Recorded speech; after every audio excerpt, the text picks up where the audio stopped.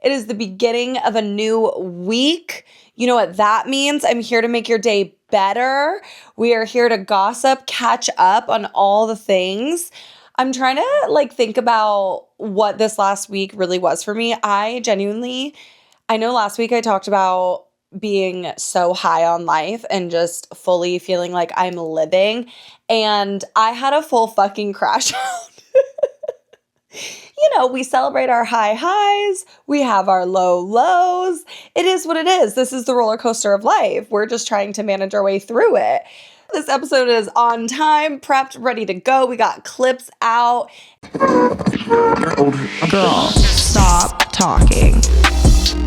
All the shit that people are thinking but not saying. I'm not even drunk. I've just been drinking. Are you still talking? Girl, stop talking. Happy fucking Monday, bitches. So before we get into the why, the crash out, we gotta celebrate our wins, girl. If you know, you know. One of my wins is we had another listener comment her wins in the YouTube channel. Jess, girl, I see you. Thank you. Jess is one of my clients in my Get It Girl training program, and she has been continuously showing up, taking my advice, and truly implementing it day by day, and her results are showing. And her win last week was implementing more whole foods into her diet, lowering her inflammation, her stress, listening to her body, and she's doing all the things, and the results are showing, girl. So that is a win for me. I love seeing my girls and all my girls, all of you listening, win and making moves no matter how big or small. So let this be the reason to encourage you to drop your wins in the comments wherever you're listening. I'm going to keep fucking saying it until I have hundreds of comments on the episodes. I read them all. I respond to them all. If you're a hating ass man listening to this episode, you probably got my clap back also. I respond to those. I clap back. I'm a bitch that claps back. Okay. Speaking of the men in my comments, oh God, I don't even know if we can get into that right now. We're going to continue with the wins. What was the other one that I had? Oh my God, my other win is I'm actually doing this episode early and I'm not scrambling last minute, releasing it late. It's going to arrive on time. So that is a win in itself. And then the rest of this episode, I don't even know what we're going to talk about. We're just going to get into it. I'm feeling good. I am post crash out. Thank God. I've just been doing a lot of reflecting this week, and you guys know I'm so hard on myself, but I low-key love that I am hard on myself because it keeps me accountable. I stay accountable for me, and this is how we get shit done. This is how I'm able to do all the things. Post online, record and edit videos, create content for brands, do lashes, be a mom, be a girlfriend, how many other fucking things. This is how I do it. Because I'm hard on myself.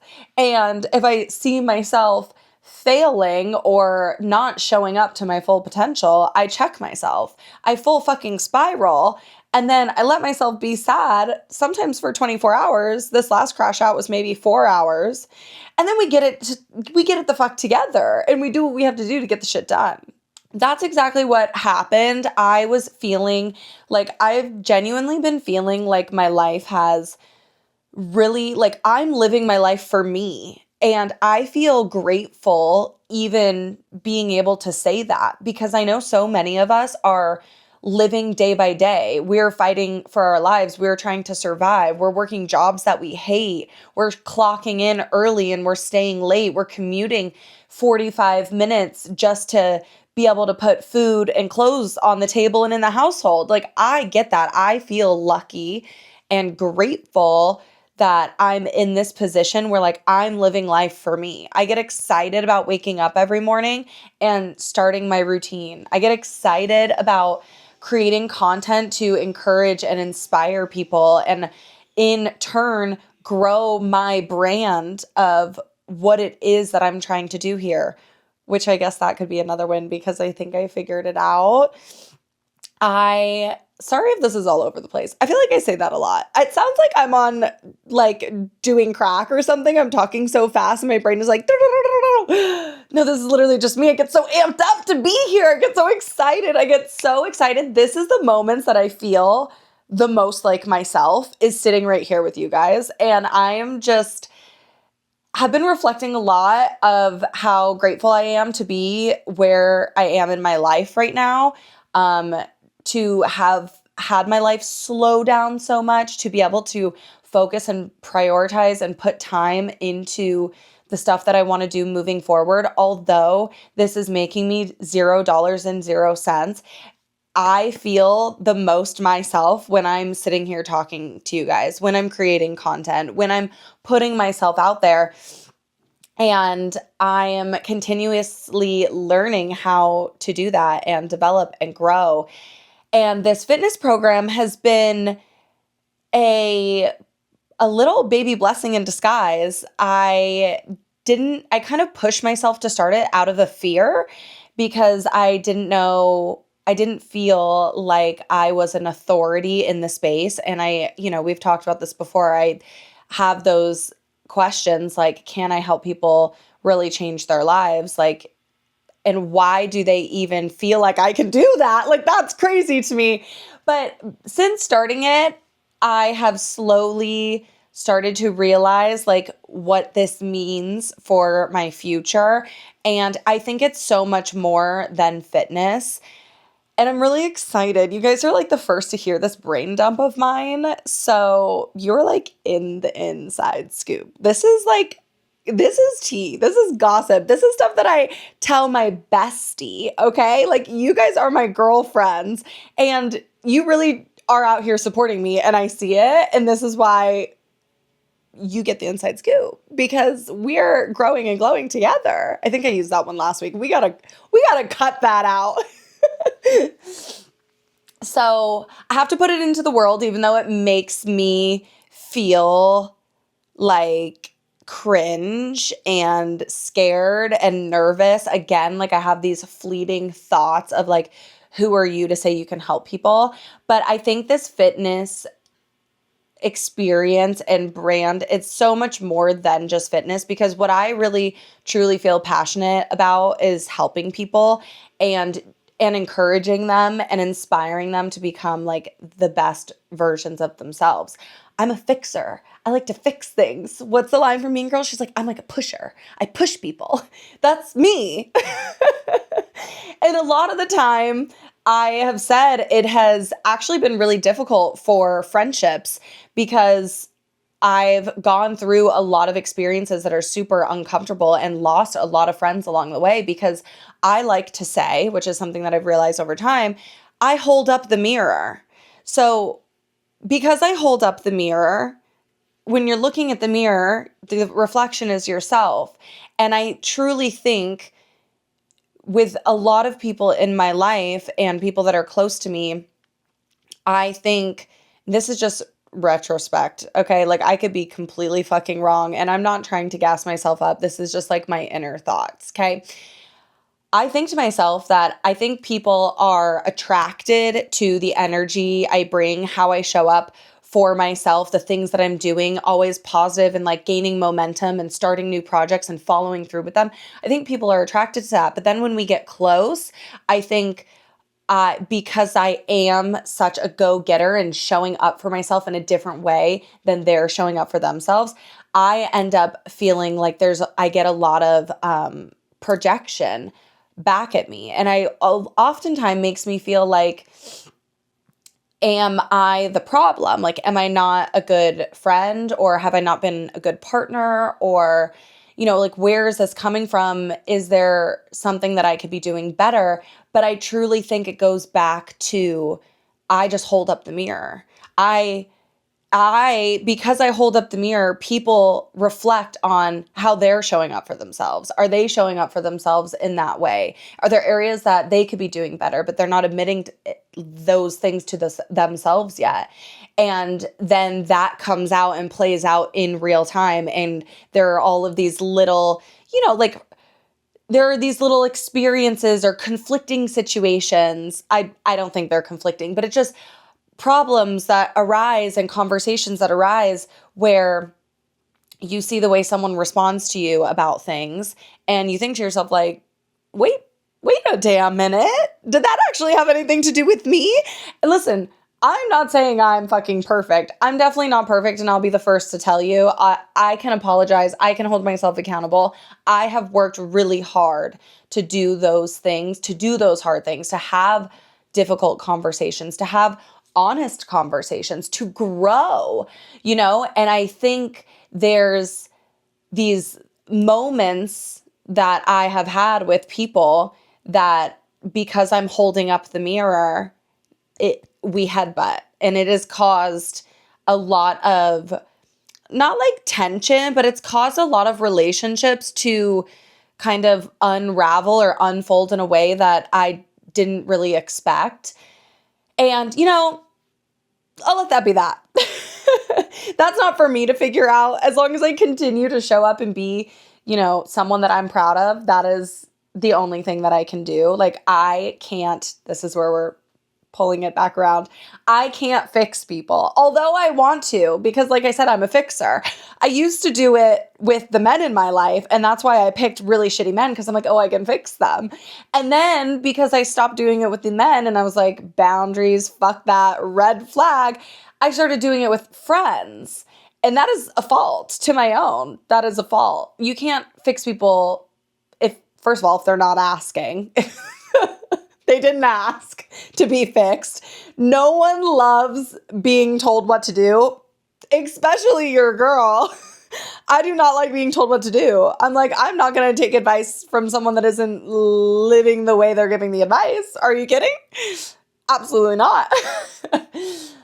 And I have to be self-aware and accountable on that I think a lot of the times try to fix my friends, and it comes out of a way of love, because like, I just want to see the people that I love be the fullest version of themselves. Like, I believe in them. I can see their greatness even when maybe they can't.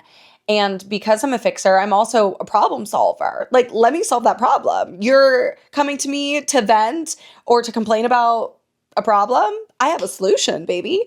And, I've had to do a lot of reflecting on my own and be like, okay, I need to like categorize these two things, compartmentalize.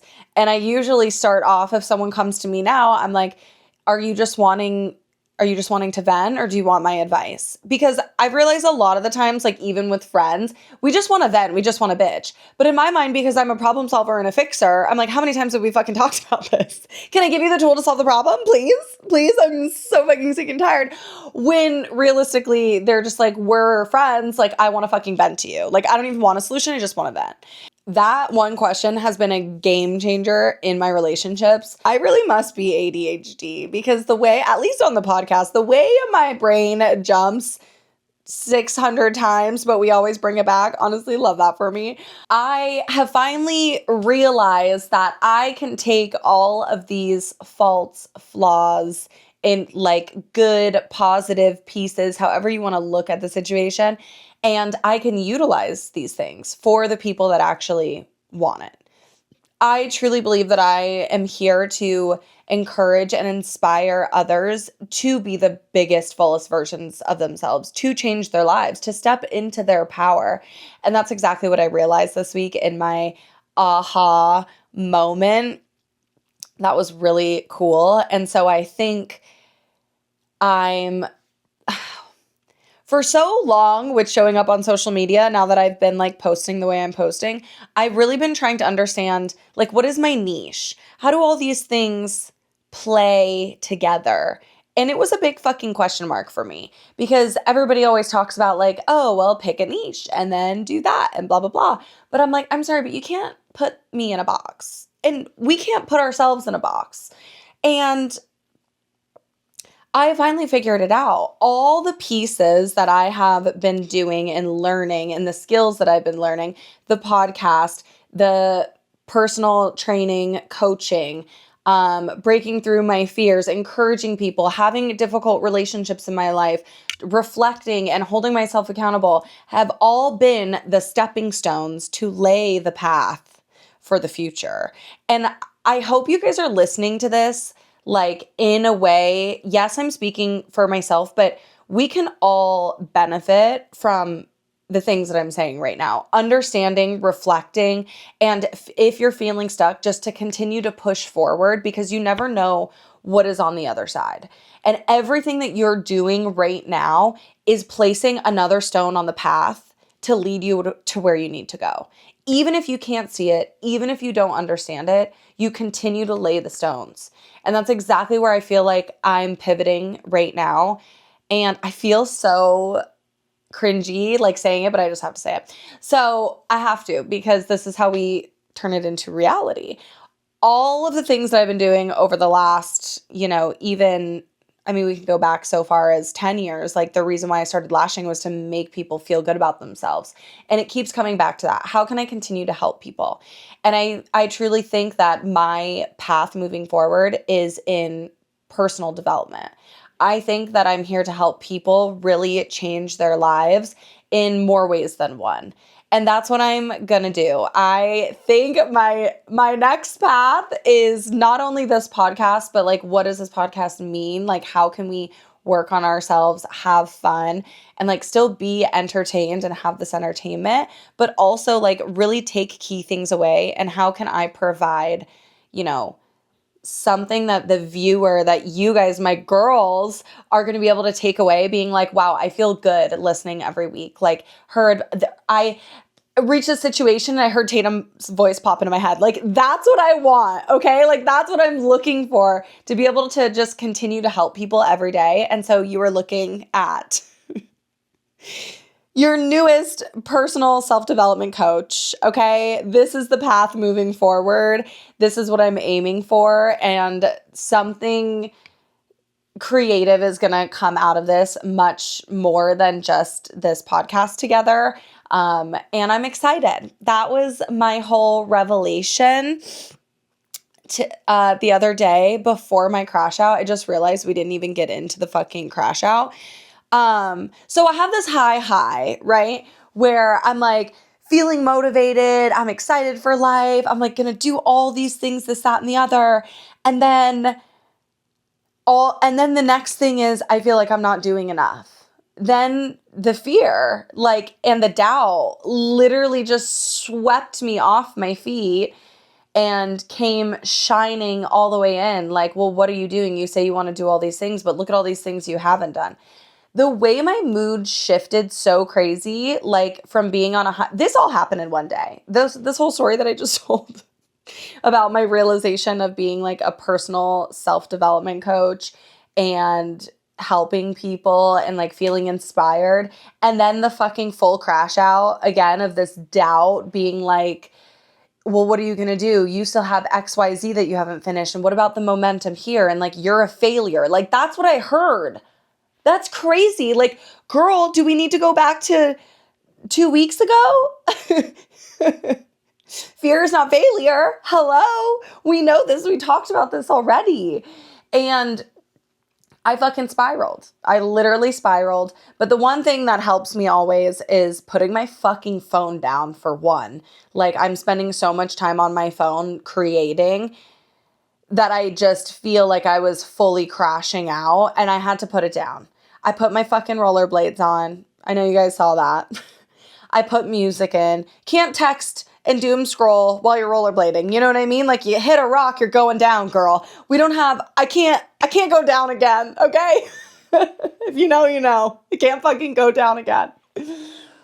And yeah, I had to get out of my thoughts and out of my head and into my body and like move my body. And it truly helped me feel better. And now, I'm just back to feeling you can have a fucking crash out, but you need to give yourself a time limit. Okay. Normally I give myself like a day. That was 4 hours. I went and got a coffee. I'm like, this is going to make me stay up all night long, but I need something to make me feel better. I usually don't do that with food anymore, but I'm like, you know what? Nothing like a little caffeine buzz. It's the caffeine. I fully have an addiction. It's bad. But you know what? I don't even drink alcohol anymore. Like, I gotta have one thing. You know what I mean? The coffee made me feel better. Getting into my body, going outside, that always makes me feel better.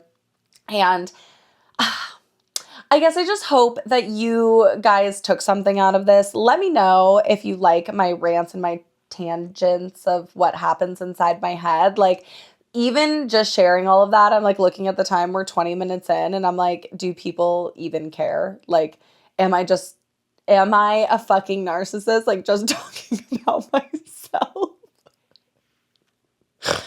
I don't know, you guys. Sometimes I just don't know. I feel good about it. Something great's going to come out of it. I already know. So I'm glad you guys are along for the ride. Like, this is the journey, right? Like, we are nonstop growing and learning and evolving. And hopefully you're listening to this feeling like it's also possible for yourself. If you could take anything out of this, that's what I would love.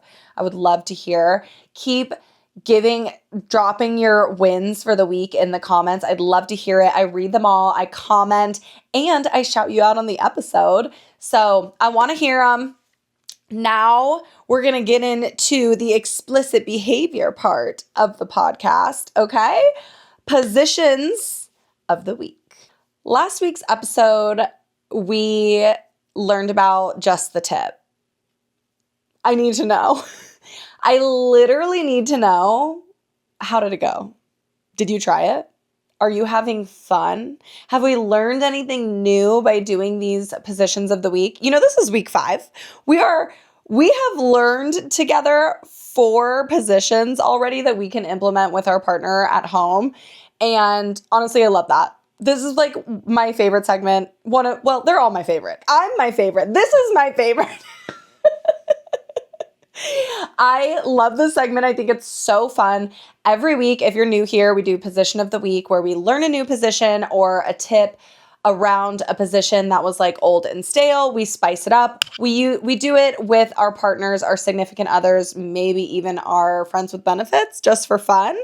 And then we come back, we debrief together how it went. What did we learn? Was it fun? Did we like it? I literally want to hear from you guys. You can write in anonymously on my podcast page.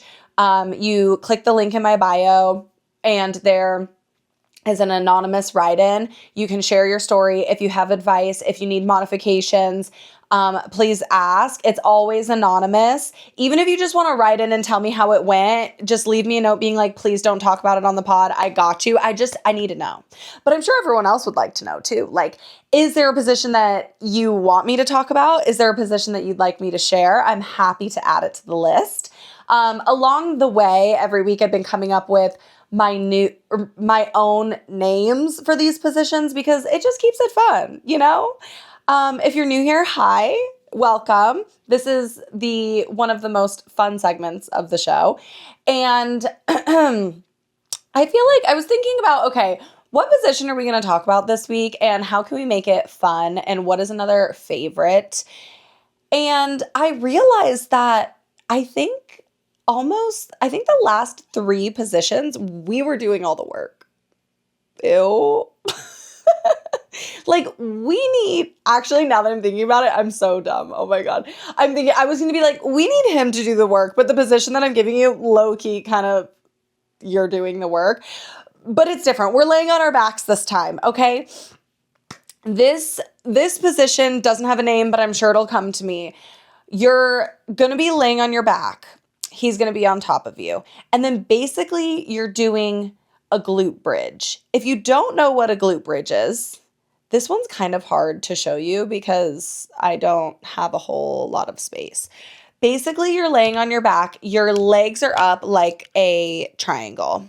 They're kind of up like this, but you're laying on your back, okay? And then you are thrusting upwards. So, okay, I'm going to do my best. I always love to demonstrate. I think that makes it really fun. We're going to do our best here. So, pretend I'm laying on my back like this. And my feet are on the bed. Back is on the bed, feet are on the bed, knees look like a triangle. And then you're going to thrust up. We're just going to call this one the glute bridge. You're going to thrust up.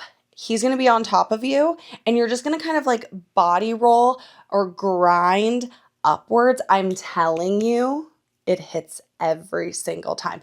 This is one of my favorite positions. It's also you're like in missionary essentially, but you kind of get to take control from the bottom, which I think a lot of the time when we're in missionary, most of the time, the guy or our partner is doing all of the work. But this is a little tip that you can do to pick up some of the slack. To also like, maybe he's going too fast. Maybe his tempo is off. You can literally take control from underneath. It's gonna shock him and be like, what are you doing? Like, you've never done that before. Oh man. Then all of a sudden he's sitting still and you're the one body rolling, getting the tempo, hitting those good spots. You know what I mean? And it's just one way that you can make missionary a little more fun. Do a glute bridge, get that body roll, and we will debrief next time. I know I haven't shared my story. I think I kind of shared a little bit last week on just the tip. And no comment.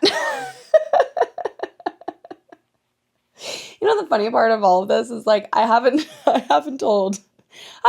mentioned to my man that these fun positions that are playing out are also playing out here. But I think it'll be a funny story down the road once he kind of like puts two and two together. I think he'll get a good laugh. I try to keep it about me, not about him, because boundaries, right? The other thing is, like, you know who you're dating. I don't know what to tell you. Like, at this point, you gotta be unfazed, okay? Like, it's truly so funny because, like, as a pair, we're very similar as people, but, like, in our, like, work social lives, two different people. I get concerned about being the fullest version of myself in the spaces that I am with him and his work people. So hopefully they don't listen, but that is life. C'est la vie.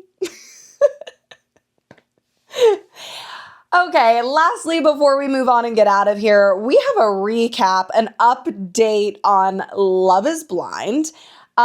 They dropped 2 more episodes on Wednesday. I finished them right away, and tell me why I literally thought we were going to watch the weddings play out. I'm like, whoa, slow down, girl. Hello. Like, I have to do my predictions first. So that is what I'm going to get into now. I want to do my predictions for who's going to get together, who's going to get married, and who's going to say no at the altar. I haven't ever really done this before. Like, we haven't done a full season, Love is Blind season recap. So I hope you guys are enjoying it. Let me know if you are. I love that validation, girl. Shannon. Shannon, I already know you're going to tell me what's up, girl. Shannon. Okay, I had to bring out my notes on this one because I'm going to be so for real with you. Some of the guys, I don't remember their names.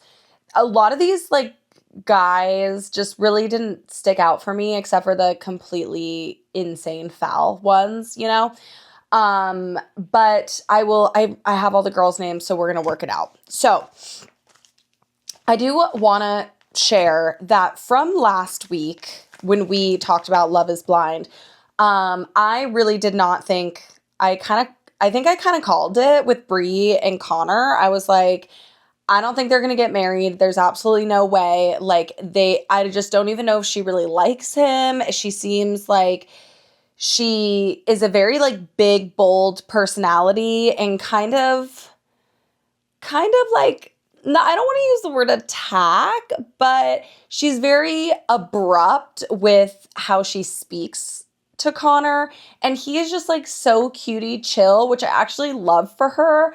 And I think Connor is probably the first guy that she's ever, like, really given a chance on who is more, like, soft and just kind of lets her shine. And I really like that for her because I'm her. I am so similar. Like, I'm the star of the show, and, like, I want you to be, like, handsome and successful and funny, and you have to have a personality, but, like, you need to let me have the moments. Like, it's my moment, not our moment. You know what I mean? And last week I predicted they're probably not going to get married. I didn't see that for them. And then the way these 2 episodes played out, I'm kind of confused. Like, because they had the conversation in the kitchen where she was being, honestly, I loved this conversation because up until that point, then I'm like, wait, I think she really loves him. I think she really actually likes this. And I think it's freaking her out a little bit. That's kind of where I was at. And in that moment before the kitchen scene, I was like, maybe they are going to get married. Maybe that's going to throw me a curveball. But what ended up happening in the kitchen, they're talking and you can tell she's done a lot of reflecting, and she even says like she's holding herself accountable for like not being like herself and like kind of feeling like all over the place. And she even says like, I don't think I would go like for a guy like you in real life. And she did some reflection on but I think that this is what I need, but I just want to be honest, like right now, I don't think I'm like ready to walk down the aisle. Like, I don't think it's going to happen. So I'm a little confused, my prediction, are they still going to do the wedding, or was that like the breakup for the show? I'm assuming they're not doing the wedding. That is my assumption. However, I do feel like we'll see on the reunion. So this is like my prediction is they didn't get married. They still dated. And I would like to say that there's like a 70% chance that they're still together. I want to say they're still together. I have high hopes that they're still together at the reunion. That'll be an interesting one to know. Okay, moving on. The first wedding that played out was Emma and her man. I don't remember her man's name. He's cute. I think he's super cute. I don't remember his name. Just kind of faded into the distance for me, honestly. They obviously played, which they've never edited the show like this before. That's why I was caught off guard. I'm like, are we in the weddings? I'm like, we're at the weddings already? Like, how is this going to happen? They gave us everything we needed to know until her man's decision. She ended up saying yes at the altar hesitantly, and it took her a while, but she said yes, which I was thrown off by. I love that for her. I think she's done a lot of growing, but I'm on the fence. I'm on the fence with her man. I think with his reaction of like how he was like, oh my God, like it took you a while to say yes, makes me think he's going to say yes. But my initial thought process was he was going to say no. And now it's like, how do I make a decision? Like my gut is telling me he's going to say no. I think that's it. I'm going to go with it. I think he's going to say no because of the kid thing. And he wants to know that like kids are in his future, because that is a huge thing and completely understandable. Side note, like I don't understand, and I've talked about this with some people, like as a woman, if you walk down that aisle on Love is Blind and you're saying no, what? That is so insane to me. Like, how do you know in your heart of hearts you're going to say no and you still decide to go get full glam?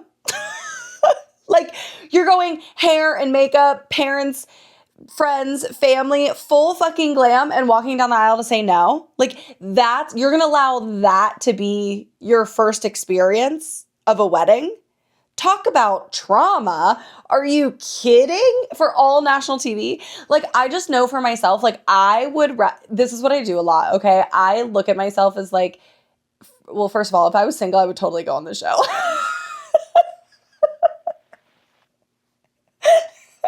100% absolutely would. But, fortunately for me, we don't have to go down that road. And I just think of like putting myself in that position. I would much rather break up in public at a restaurant on camera, fully recording, than get fucking a full beat, glammed the house down to walk down the aisle and have that moment there. Can you imagine like having that experience and then moving forward and like actually finding love and having to walk down the aisle again? I just feel like my anxiety would be so heightened. Like, I think anxiety is probably already heightened. Maybe like it's a stressful time from what I hear from a lot of brides, but I just could not imagine that being my first experience. I don't know how some of these girls do it, but I'm interested to see if any of the girls make the decision. So let's get back into my predictions. Okay. Devontae and Brittany. I love Brittany so much. And she's a lash artist. Respect, girl. I love that. I was like, I knew there was a reason more why I loved her. She just has so much love and energy, and she just radiates through the screen. Like, I love her personality, and my heart is broken for her because I do not think Devontae is going to say yes. He like can't even tell her she's pretty. The scenes with them talking on the couch is just like crazy to me. He's upset. He's like, well, I heard you said something like bad about me. And she's like, well, I just said that, like, you don't really like show affection in the way of, telling me that you think I'm pretty. And he's like, yeah. And she's like, so, that's all I said. Like, I just sometimes want to be told that I'm pretty, but like, that's not you. That's not your personality. And he's like, yeah. I'm just like, what? What? That's it? That's all you're going to give her? Are you kidding?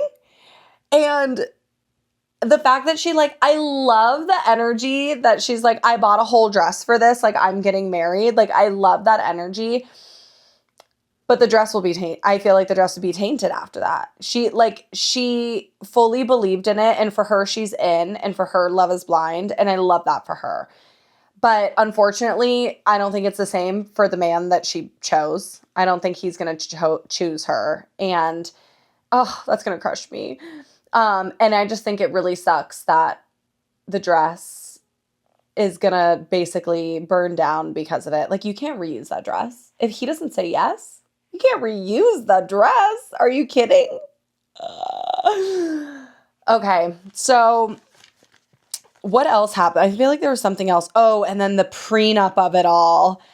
I personally think a prenup is fine. Like, I don't see anything wrong with a prenup. I think what I don't like in the situation of how he brought it up was I feel like he's pulling straws, trying to make excuses to not have to say no at the altar. I think he clearly is not very good at showing his feelings and expressing his emotions and being vulnerable. Like, he has to disassociate and isolate himself, which is kind of a red flag to me, honestly. And I feel like the prenup thing is just to make things difficult, so that he can have a reason to be like, well, we can't get married because you won't give me a prenup. Bet calling that shit right now. Amber and her man, the cutest dorky couple. I love them so much. Okay, here's my prediction. I think they're really cute together, and I actually really like them together, and I think that they could have a relationship outside of the show. I do not think that they're going to get married because of the fact that she has a 7-year-old daughter. And up until the last episode, he hadn't even met her yet, which is kind of a big deal to be a week out of a wedding and not meet the fiance, someone that's about to be married to your mom. And as a mother, I feel like I don't think it would be a good decision to rush into something like that, period. Yes, I know it's a TV show and, people can fall in love and they seem like they were doing a really good job. But as soon as there was conflict, she completely shut down. She went AWOL. She had her barriers went up. She pushed him away, wouldn't speak to him. Those are kind of red flags, Amber. Love you, sister. But you have to be able to communicate your feelings, and she obviously has been through a lot in her relationships, and it's warranted. And still, this guy that she's with now hasn't demonstrated behavior that we know similar to her past. So I don't think they're going to make it. And I also feel like she would be the one to say no at the altar. I think if her daughter is not there, it's absolutely not happening. She's saying no. I do think if her daughter is there on the wedding day, then I think they actually might get married. Ashley and Alex. I do not like Alex. I'm trying to be nice. And I just don't even think he wants to get married. I'm not even sure if he actually is like into her. I almost feel like he just kind of wants his moment, or maybe he's really stubborn, but I don't like that their arguments, he always has an answer for everything. It just feels disingenuine, like all of it. And I don't think he's ready for the lifestyle that he says he wants, because he's also not giving in any. Like, it's all me, me, me, me, me. It's not us. And then don't even get me started. We don't even have time to go into the scene at the friend meetup at the table. That just gave me the fucking full ick. And I'm glad that I just feel like Ashley knows in her soul that like this is not the guy. The amount of questions she has about his timeline and who he is already a huge red flag. And I feel like she's riding the wave of the experience to try to give it the benefit of the doubt. But at the end of the day, I don't think they're going to get married either. I wonder who's going to say no. In my heart, I hope it's Ashley that's like, I can't do this. It just doesn't make sense. That's what I'm saying. That's what I'm going to say. I think it's going to be Ashley to be like, I can't do this. And I think she's going to stand on business. She's a smart girl. And I think at the reunion, some more tea is going to spill and shit is going to spiral. And we're just going to have another chaotic, this guy is a fucking liar of a reunion. And I think it's going to be a blessing that it went down the way it did. Lastly, Christine and Vic. Oh, I've seen so much controversy about their story online. I just saw a post of these other podcasters talking about how they feel like Christine and Vic's story was an afterthought because they wanted one person to actually get married, but they weren't actually going to have them a part of the series. And after I saw that, I was like, this is so true. I've been saying it from the beginning. I feel like they weren't even involved in the storyline. Like, their whole pod experience was a montage. I'm like, wait, who are these people? Where did they come from? Like, it was just like a montage of these like one-liner moments, and then they were getting engaged. I do think that they were an afterthought. I think they're 100% getting married. And I wish Netflix and Love is Blind producers would have shown us more of their stories, because although we love the drama, yes, we watch reality TV for the drama, but like, I think there's a lot of us that want the hopeless romance. I think a lot of us watch the show because we want to believe that love is blind, that two people can fall in love behind a wall with never even seeing each other, and having that like effortless, hopeless, romantic love and experience. And I wish we would have been able to see that and their story play out a little more on TV, because it does look like they were just like picked and plopped in there to make it make sense. And I hate that. I think they're going to be the only ones to get married. I will be shocked if there are more. I definitely think like if you go into this experience of Love is Blind for real, like if you don't have an intimate connection like that where it's so good, I don't think it's worth it. But also begs the question for like, what does fighting actually look like? What does discomfort actually look like? Sometimes you figure that out along the way though, girl. You know, I sit here and say like, my man and I, we don't fight. I don't even really feel like we have arguments. We have like baby micro disagreements, but it's like a fleeting thing. We are both so understanding and just self-aware and honest, and like we also don't live together, so there's that, you know, like we don't bicker, we don't have these like disagreements or arguments. And like outside looking in, like I can speak from experience, like our relationship is pretty easy. Have we had hard things that we've had to work through? Absolutely, as each couple does. But if each person continues to choose the other person and fight and work and show up vulnerably and honestly, you can make anything work, girl. Anything. And with that, have a happy fucking Monday, bitches. I'll see you next week. Are you still talking? Girl, stop talking.